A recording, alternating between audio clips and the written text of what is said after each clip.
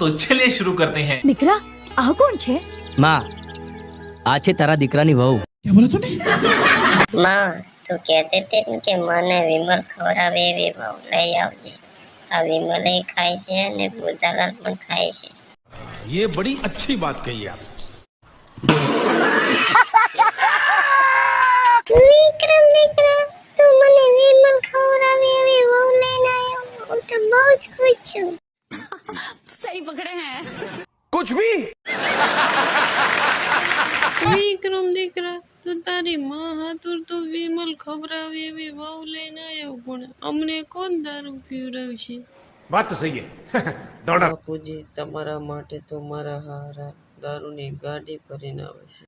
मस्त प्लान है। વેવાય તમે દારૂ તો પીવો જ છો ને, હું તમારા માટે 2 બિયર લઈને આવ્યો છું.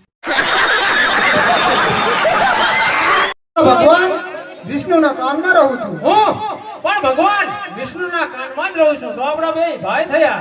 આ ભાઈ તો આજથી હું તારું નામ કેટપ રાખું છું.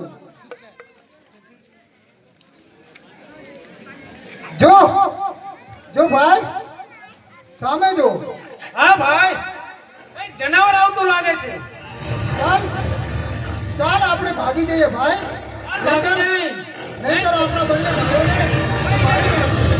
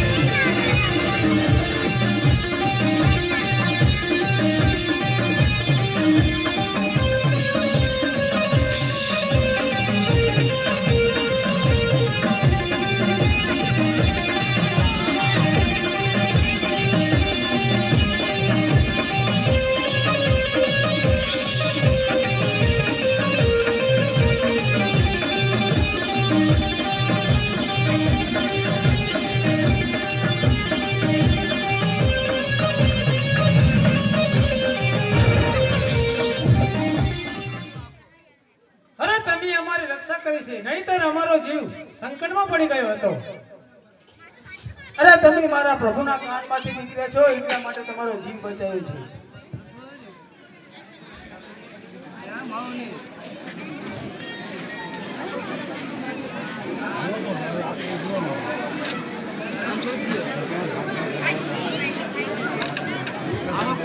અરે તમે મારા પ્રભુના કાનમાંથી નીકળ્યા છો, એટલા માટે તમારો જીવ બચાવ્યો છે. આ અવાજ શાનો આવી રહ્યો છે? હે નાગરાજ, આ અવાજ શાનો છે? આ મારા પ્રભુ શક્તિની આરાધના કરી રહ્યા છે. તો આ જાપ કરવાથી શું ફળ મળે છે? આ જાપ કરવાથી તમારું તન મન શક્તિનું જાપ મળે છે. શું અમે પણ આ મંત્રનો જાપ કરશું તો અમને બંને ભાઈઓને ઈચ્છા મૃત્યુનું વરદાન મળશે ખરું? આ જાપ કરવાથી તમારું મન વર્તન શુદ્ધ રાખવું પડશે, તો તમને વરદાન મળશે. તો ચાલ. અરે ભાઈ મધુ,